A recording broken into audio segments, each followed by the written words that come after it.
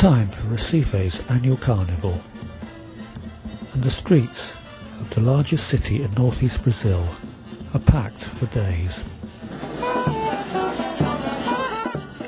But 90 years ago, the city authorities had to consider a drastic and difficult option: cancelling the Carnival. It was a time of political instability, when the city was faced with threats from left-wing groups and rebel soldiers. The authorities decided it was best to allow the Carnival to go ahead, but they were right to be concerned.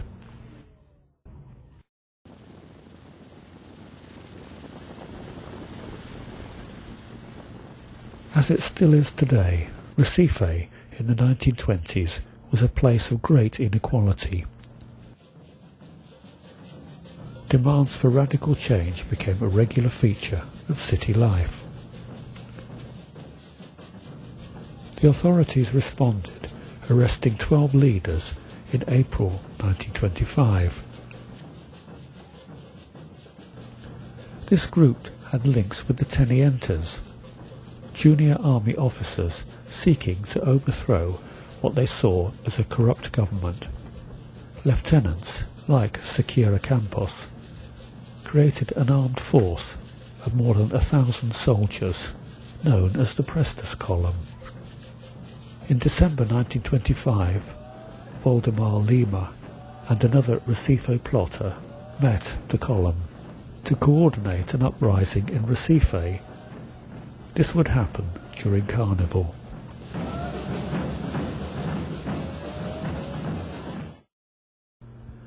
As the column continued its march towards the city, the Recife plotters organised, stockpiling weapons and explosives.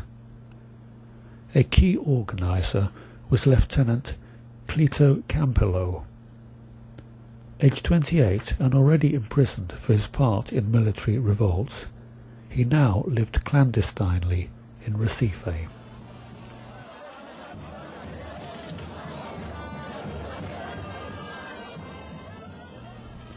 But in the week before Carnival, the plot took a turn for the worse. The storage place of some explosives was discovered, leading to the arrest of most of the leading plotters.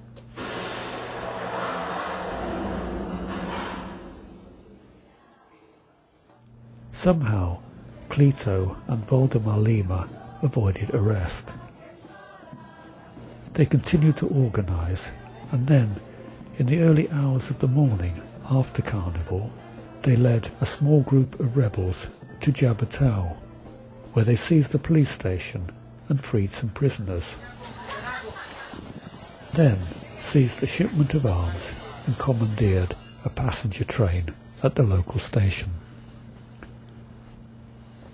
Stopping at Morenas and Tapera and taking weapons and cash and adding supporters along the way, they soon arrived at Vitória de Santo Antão.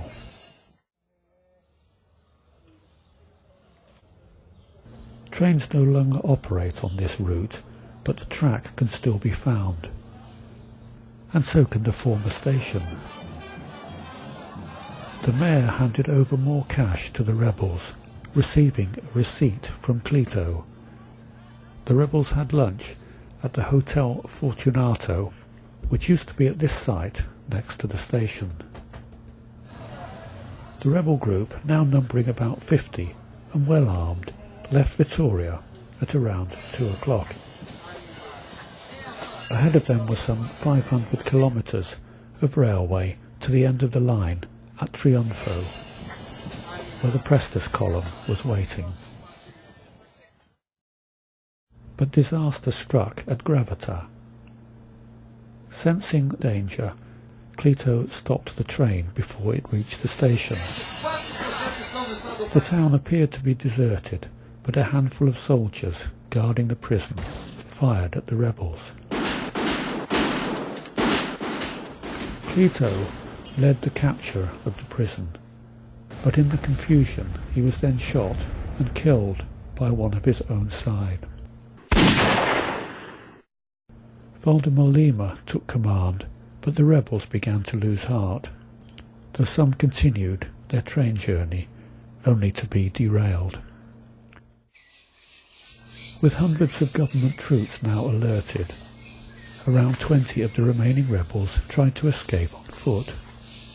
At a fazenda they were able to find horses, and pursued by the police, Valdemar Lima and his small group were eventually surrounded near Taquaritinga, where they were decapitated.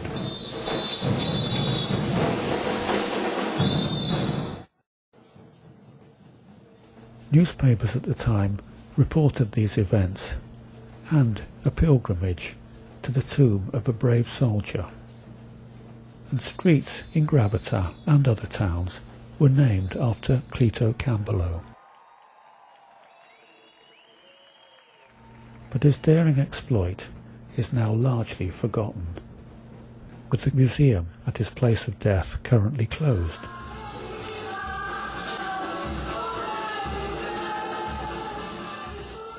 And in the Carnival, 90 years after this failed uprising, Recife celebrates other, very different heroes.